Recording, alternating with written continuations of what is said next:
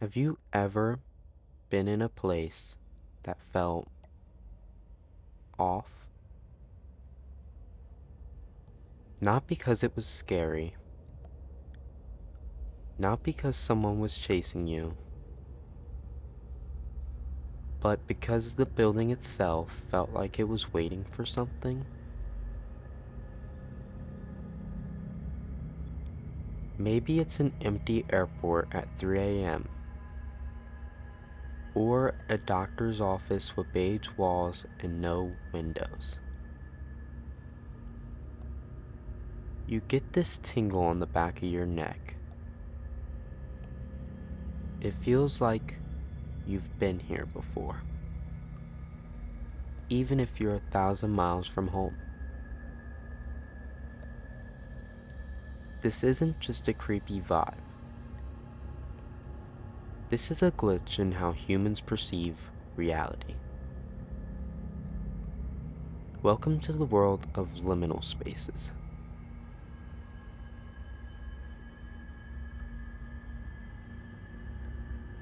Today, we are going deeper than the backrooms.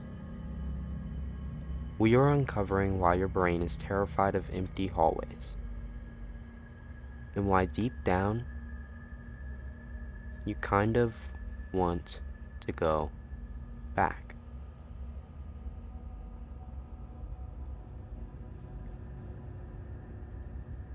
To understand the mystery, we have to understand the word. Liminal comes from a Latin word meaning threshold. Think of a doorway. A doorway isn't a room. It's just the thing you walk through to get to the actual place. A hallway isn't a destination. It's a path. In our daily lives, we ignore these in-between spaces. We walk through them without looking. But when you take a photo of a hallway and remove the people, something breaks.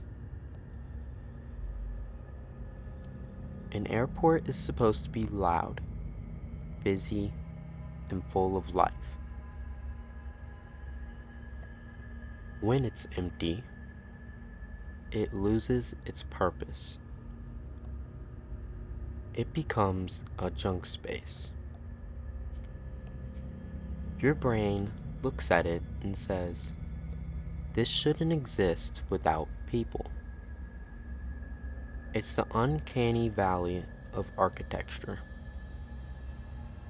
Just like a robot that looks almost human is creepy, a building that looks almost normal but is missing the soul of people makes our survival instincts scream.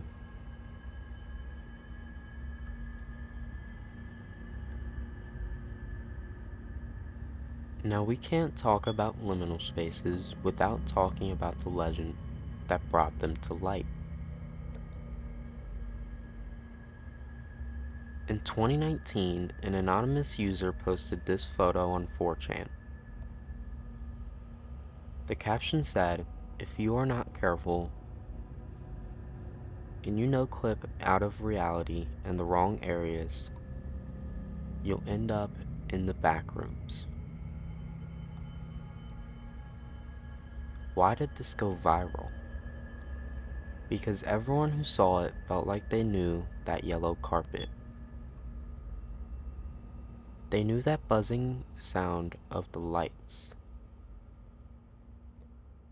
The Backrooms isn't just a scary story. It's a modern myth about being trapped in the loading screen of the universe.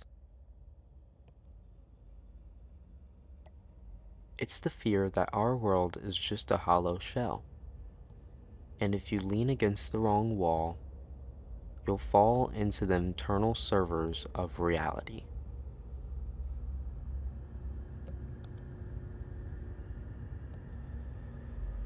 There is a word for that specific sadness you feel when looking at these photos.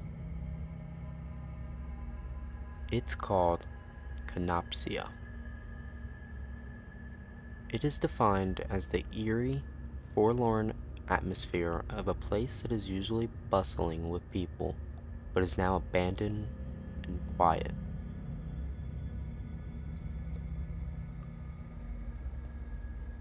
When you see an empty play place, your brain does something amazing.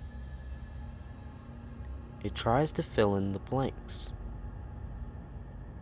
You can almost hear the ghost of kids laughing. You can almost smell the old plastic. But because the reality in front of you is silent, your brain gets confused. It is like a computer trying to run a program but finding no data. This confusion creates a feeling of dread. But here is the weird part. Some people find these images soothing.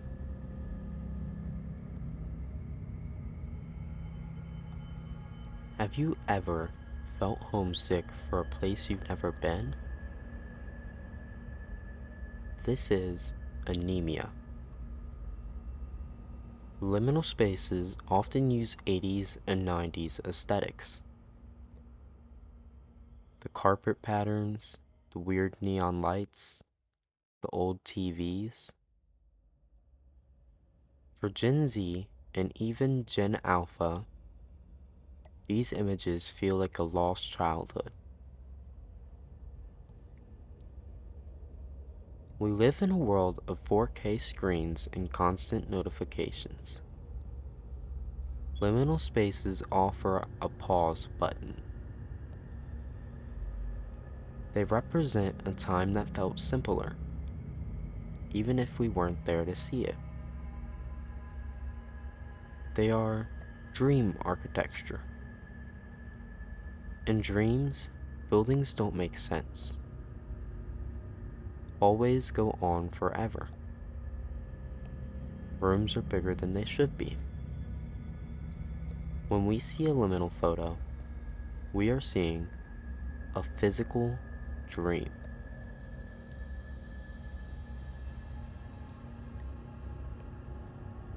When you look at a liminal space, your eyes tell you one thing, but your ears are looking for something else. In the real world, true silence doesn't exist. There is always the hum of a fridge, the distant sound of a car, or the rhythm of your own breathing. But when we look at these photos, our brain imagines a silence that is heavy.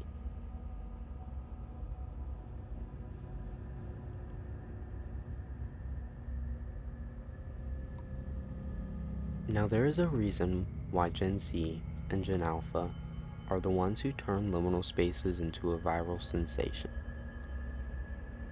It's because we grew up in a world that is half physical and half digital. Have you ever played an open world video game and wandered into a part of the map that wasn't finished? A room with no furniture, or a street with no cars? When we see a liminal space in real life, our brain treats it like a map error. We've spent so many hours in digital worlds that when we see a real hallway that looks too clean, too repetitive, or too empty, we stop seeing it as bricks and mortar.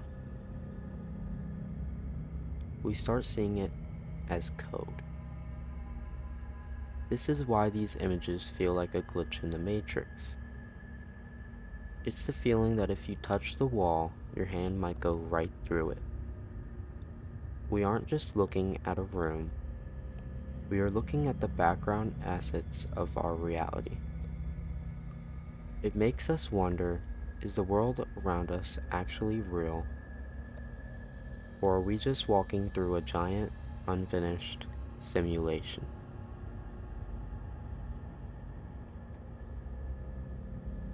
There is one final theory that is the darkest and most beautiful part of the liminal mystery. Many people believe that liminal spaces are what the in-between looks like after we die. Think about it. Almost every culture has a version of a waiting room before you get to the afterlife. A place that isn't Earth, but isn't heaven or hell either. When we look at a pool room or an endless field under a purple sky, we aren't seeing a place where people live. We are seeing a place where souls pass through. This is why these images feel so peaceful, yet so lonely.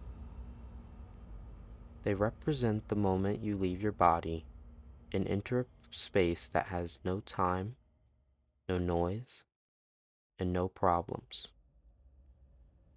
It's the ultimate threshold. We are drawn to these images because deep down, we know that one day we will have to walk through a hallway like this alone. Liminal spaces are a rehearsal for the end of the journey. They remind us that even when the world stops, the space remains. And in that space, we finally find out what's on the other side of the door.